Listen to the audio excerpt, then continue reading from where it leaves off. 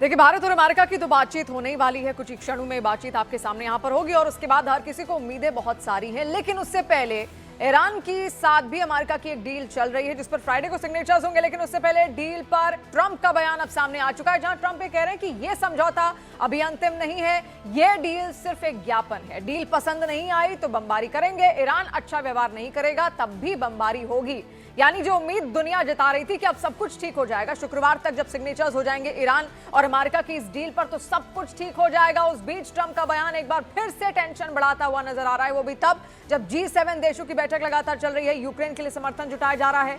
वहीं पर जब बात यह भी हो रही थी कि पश्चिमी हालात भी या मिडिल ईस्ट में भी जो तनाव की स्थिति है उसको कम किया जा सकता है। अब उस दौरान ये इस तरीके की बातचीत और इस तरीके के बयान जब ट्रंप के सामने आ रहे हैं तो ऐसा लग रहा है कि फ्राइडे तक भी ये डील संभव नहीं है, क्योंकि ट्रंप ने बीते कई साल पहले भी कई वक्त में भी यहां पर अपने बयान बार बार बदले हैं। तो क्या डील होगी नहीं होगी, लेकिन सबसे बड़ी बात यह है कि देखिए आज एक डील होनी है, ट्रेड डील जो अमेरिका और भारत के बीच में होगी, जिससे बहुत सारे रास्ते आसान हो जाएंगे भारत के लिए भी और अमेरिका के लिए भी। उसी पर हम चर्चा यहां पर करेंगे। हमारे साथ कई सारे मेहमान इस वक्त जुड़ चुके हैं। कर्नल US राठौर जी हैं, रक्षा विशेषज्ञ हैं, हमारे साथ जुड़ चुके हैं। सर आपका बहुत बहुत स्वागत। गौरी शंकर गुप्ता जी हैं, पूर्व राजनयिक हैं, वो भी हमारे साथ जुड़ चुके हैं। बहुत बहुत स्वागत आपका गौरी शंकर जी। और रविंदर सचदेवा जी हमारे साथ जुड़ चुके हैं, विदेश मामलों के विशेषज्ञ हैं, आपका भी बहुत बहुत स्वागत रविंदर जी। रविंदर जी, पहले आप ही के साथ शुरू करना चाहूंगी। जिस तरीके से डील पर बहुत सारा मंथन हुआ, विचार विमर्श हुआ, अब क्या लग रहा है आपको? अब किस तरीके से ओके, रविंदर जी भी हमारे साथ जुड़े नहीं है। गौरी शंकर जी, आपसे मैं जानना चाहूंगी, बहुत सारी बातें हुई लेकिन आज उम्मीदें बहुत सारी हैं कि डील अब तो फाइनल हो जाएगी, लेकिन ट्रंप का जो रवैया रहा है ना, अब तक बहुत सारे बिहेवियरल चेंजेस उनके देखने को मिले हैं, तो आज तो कुछ वो ऐसा गड़बड़ नहीं करेंगे? नमस्कार जी। ऐसा है कि ट्रंप इस डील के लिए बड़े उत्सुक थे। काफी कई सप्ताह से वो कोशिश कर रहे थे कि किसी तरह से डील पूरा हो जाए, क्योंकि उनका जो देश के अंदर इंटरनल सिचुएशन है उसमें काफी विरोध हो रहा है और वहाँ की प्राइसेस बढ़ रही हैं और इसका इम्पैक्ट उनकी खुद के एनर्जी प्राइसेस पे बहुत ज़्यादा पड़ा है और इन्फ्लेशन रेट भी बहुत ज़्यादा है। और कांग्रेस में भी कुछ हद तक इसका विरोध हुआ है। उनकी खुद की पार्टी और उनके जो सपोर्टर मागा के हैं उसमें भी विरोध हो रहा था। इसलिए वो चाह रहे थे कि ये डील साइन हो जाए। लेकिन ये डील जो है वो ऐसा लगता है कि अमेरिका और वर्ल्ड के हित की बजाय ईरान के हित में ज्यादा चली जा रही है।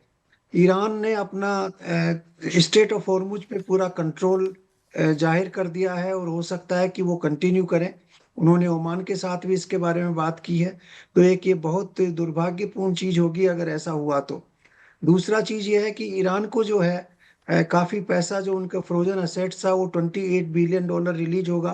तो ईरान उस पैसे को डेफिनेटली और ड्रोन और मिसाइल्स वगैरह प्रोड्यूस करने में लगाएगा, क्योंकि उसका इंटेंशन हमेशा यही रहा है कि वो पूरे के पूरे गल्फ स्टेट्स को कंट्रोल में रखे और एनर्जी सिक्योरिटी का कंट्रोल उसके पास रहे। तो ये डील जो है वो कुछ हद तक जी, जो पुराना जो डील था जो प्रेसिडेंट ओबामा में किया था, उससे भी हो सकता है कि थोड़ा वर्ष ही हो, अच्छा नहीं होगा। और ये वर्ल्ड के लिए भी नहीं गौरी शंकर जी, अगर जो स्टेट। आज जो डील होने वाली है, जो ट्रेड डील है भारत और अमेरिका के बीच, उसको लेकर आपको क्या लग रहा है? कितने संकेत आपको मिल रहे हैं कि पॉजिटिव वे में जाएगी ही जाएगी? देखिए, ट्रेड डील तो हो ही जाएगा। मेरे को लग रहा है कि दो तीन चीजें उसमें सेंसिटिव हैं। एक तो एग्रीकल्चरल प्रोडक्ट्स का जो वो चाहते हैं कि एक्सपोर्ट करें इंडिया को, उसके ऊपर काफी चर्चा होनी चाहिए। और दूसरा जो है वो जो ड्यूटी का स्ट्रक्चर क्या होगा, कितना परसेंट ड्यूटी लगाएंगे, इसके ऊपर चर्चा होगी। मेरे को लगता है कि 98% डील जो है वो ऑलरेडी वाइंड अप हो चुका है। 2-3% जो बचा है उसका मेरे को लगता है कि सर्जियो गोर भी वहाँ प्रेजेंट है। वो प्रेसिडेंट ट्रंप को परसुएड करके इसको फाइनल शेप दे देंगे। और अगर ये हो गया तो शायद हो सकता है कि सितंबर में जब प्राइम मिनिस्टर यूएनजीए में जाएंगे उस समय ये डील पूरी तरह से साइन हो जाए, ऐसे मेरे को लग रहा है। ओके, यानी कि 98% चांसेस पूरे हो चुके हैं आपके मुताबिक। कर्नल US राठौर जी भी लगातार हमारे साथ मौजूद हैं। सर, आप किस तरीके से देख रहे हैं? क्योंकि अभी जो G7 में जितने भी लीडर्स मिले, आपस में एक बॉडी लैंग्वेज होती है और बहुत ज्यादा गले मिलते हुए नहीं देखा गया ट्रंप को, क्योंकि एक उनके चेहरे पर अजीब तरीके का एक इमोशन था। बहुत हाथ उनने हैंडशेक जरूर किया, बहुत देर तक उनने प्रधानमंत्री मोदी का हाथ जरूर पकड़ के रखा, पर वो जो गले मिलके एक वार्म वेलकम होता है वो उस तरीके का देखने को नहीं मिला। तो क्या लग रहा है आज किस मूड में रहेंगे ट्रंप इस डील के दौरान? देखिए, G7 के मीटिंग के दौरान ट्रंप सबसे अलग थलग थे। कोई ऐसा नहीं है कि सिर्फ मोदी के लिए वो अलग थलग थे।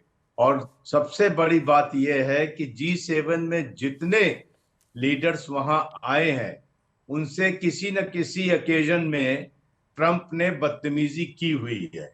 किसी के साथ व्हाइट हाउस में की हुई है, किसी के साथ अकेले में की हुई है, लेकिन कोई ऐसा नहीं जो कि ट्रंप की बदजुबानी से बचा हो। तो ट्रंप के लिए वो अच्छा मौका नहीं था, इसलिए वो अपना मुंह बना करके घूम रहे थे। वो सिर्फ प्रधानमंत्री मोदी की वजह से नहीं थे, लेकिन वो खुद अपने आप को लेफ्ट आउट वहां पे महसूस कर रहे थे। आप देखिए, जो होस्ट हैं प्रेसिडेंट इमैनुअल मैक्रोन, उनके लिए कितनी बेहूदगी वाली बात उनकी पत्नी के लिए ट्रंप ने की थी कुछ महीने पहले।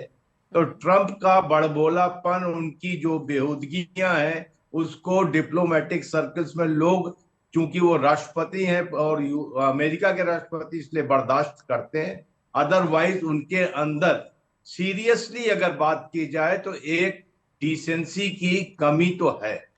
अब बात यह है कि प्रधानमंत्री मोदी और ट्रंप के बीच का समीकरण क्या है, बॉडी लैंग्वेज क्या है। जी। जाहिर सी बात है कि बॉडी लैंग्वेज, खास करके हमारे प्रधानमंत्री मोदी काफी जिंदा दिल इंसान हैं, लोगों से मिलना चाहते हैं, वैसी बॉडी लैंग्वेज नहीं मिली है। और यहां तक कि आइस ब्रेक करने के लिए प्रधानमंत्री मोदी स्वयं उनकी कुर्सी तक गए और उनसे हाथ मिलाया। उसके बाद ट्रंप खड़े हो गए। ठीक है, वहां तक तो सब समझ में आता है, लेकिन ट्रंप स्वयं असहज थे कि बाकियों से भी उतने ही असहज थे। पर जापान के प्रधानमंत्री को ओवल ऑफिस में उन्होंने क्या कहा था, जेलेंस्की की कितनी बेइज्जती की थी ओवल ऑफिस, तो ये उनका चलता रहता है। लेकिन भारत और अमेरिका के बीच और ट्रंप और मोदी के बीच में 16 महीनों में वाकई बहुत सारी चीजें हुई हैं, जिसकी वजह से आज उन दोनों के व्यक्तिगत रिलेशंस में बड़ी खटास आई है। और इसका सारा जिम्मेदारी और सारा श्रेय जो है ट्रंप के बड़बोलेपन को जाता है। अगर कोई गिनने बैठे तो मेरे ख्याल से उन्होंने कहा है 2 दर्जन बार की उन्होंने भारत पाक युद्ध रुकवा दिया। ट्रंप ने अपने एडमिनिस्ट्रेटर्स को, अपने मिनिस्टर्स को भी नहीं चेक किया। वो सारे, लिंडसे ग्राहम हो, चाहे बेसेंट हो, चाहे बाकी हो, सब भारत की बुराई करना। ट्रंप स्वयं भारत को हेल होल कहते रहे हैं। तो अगर किसी को रीस्ट्रेन करना है डिप्लोमेटिक, यानी कि शब्दों में भी गरिमा नहीं है।